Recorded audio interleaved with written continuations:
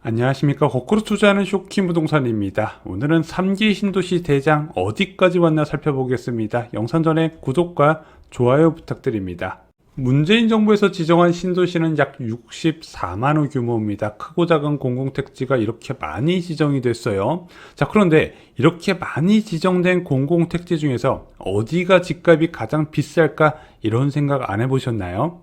3기 신도시 중에서 가장 집값이 비쌀 곳, 저는 과천지구라고 생각합니다. 자, 과천지구는요, 과천시 과천동, 주암동, 막계동 일원에 조성된 1만호 규모의 공공택지입니다. 2018년 12월에 발표됐고요. 4호선 선바이역 인근에 조성되는 교통환경이 좋은 공공택지입니다. 왜 과천지구가 가장 전망이 좋을까요?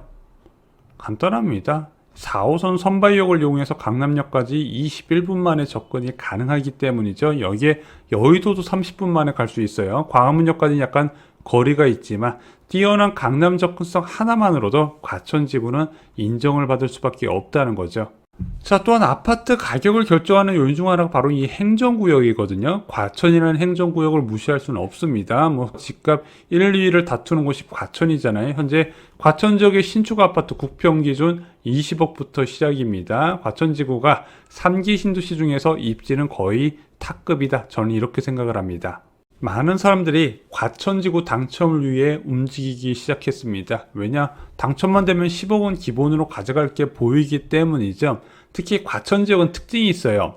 다른 3기 신도시에 비해서 인구가 굉장히 적거든요. 고양시 이런 데 100만 명 넘어가잖아요. 과천 인구는 8만 3천 명밖에 안 된다는 겁니다. 그러다 보니까 과천지역 분양은 특징이 있어요. 특별공급 경쟁률이 굉장히 낮다는 겁니다.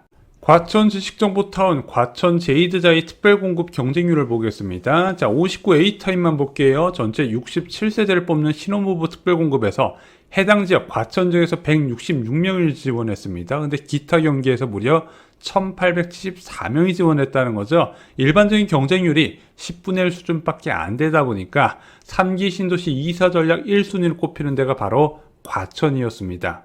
그런데 왜 과천지구 분양한다는 이야기가 없지? 여기가 2018년 12월에 지정했잖아요. 3기 신도시 중에서는 좀 빠른 편에 속하거든요. 게다가 사전처약 한다는 이야기만 있었지 사전처약도 진행된 건이 없었습니다. 자, 과천지구가 왜 분양 소식이 없냐? 세 가지 지연 사유에 대해서 이제 말씀드려 보겠습니다.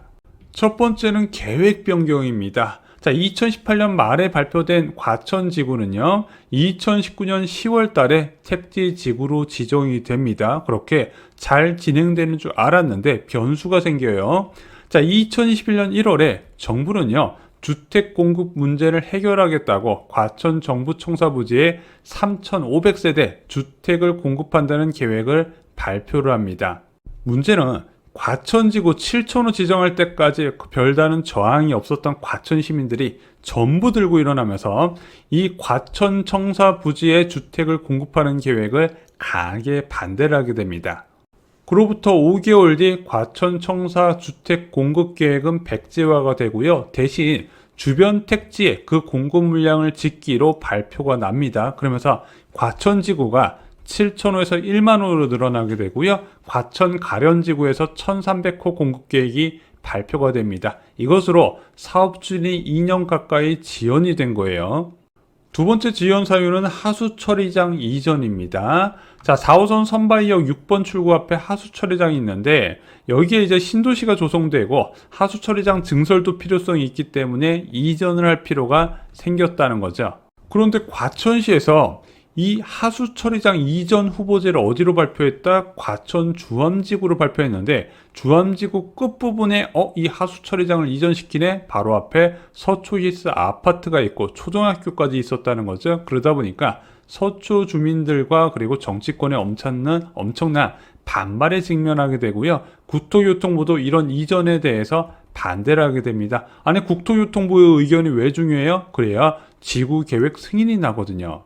결국 과천시는요, 2022년 12월 과천지구 안으로 하수처리장을 옮기는 것으로 조정을 하게 됩니다. 그래서 그 건너편으로 확정 후보지가 나오게 돼요. 이것으로 지구계획 승인이 2년 가까이 지연이 되게 됩니다. 세 번째 지연 사유는 맹꽁입니다. 2020년 6월 기사 볼게요. 과천지구 개발 맹꽁이 등 환경 문제로 지연되나 이 맹꽁이는요, 멸종위기 2급으로 분류되어 있습니다. 일반적으로 공사 중단의 주범으로 불려져요. 왜? 공사 지역에 얘가 위치할 경우에 이전을 시켜줘야 되기 때문입니다. 처음에 LH는요, 과천지구 내에 맹꽁이가 없다고 발표했다가 이것을 나중에 번복을 하면서 많은 시민단체의 비난을 받게 됩니다.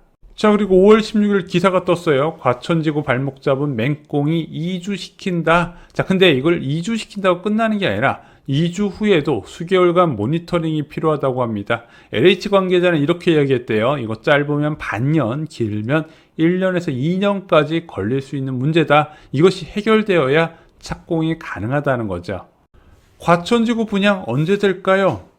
자, 올해 이제 상반기쯤에 지구 계획은 승인이 날 것으로 보여집니다. 그럼 한 내년 말 정도 신도시 착공이 이루어지지 않을까 조심스레 보는데 환경 문제 때문에 2026년으로 넘어갈 수도 있어요. 그래서 분양은 공공분양 형태로 2026년 말부터, 민간 분양은 2027년부터 나올 것으로 보여집니다.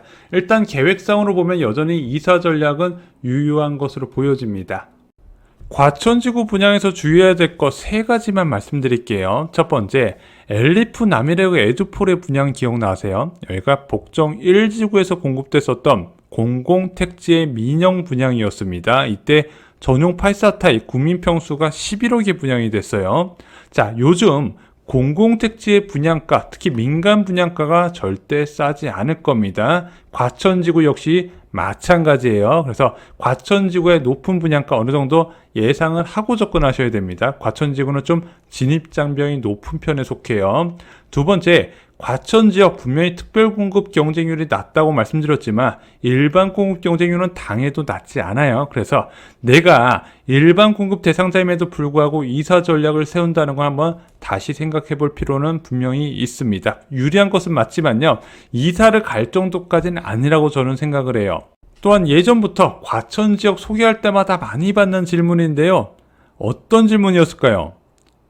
과천 지역의 주소지만 바꾸면 안 될까요? 이런 질문 빠지지 않고 나옵니다. 안 돼요. 과천 지역은 100% 걸립니다. 보통 청약이 끝나고 나서 지자체에서 부정청약에 대해서 단속을 하는데 과천 지역은 100% 다 살펴봅니다. 무조건 걸리게 돼 있어요. 이것까지 주의하셨으면 좋겠습니다.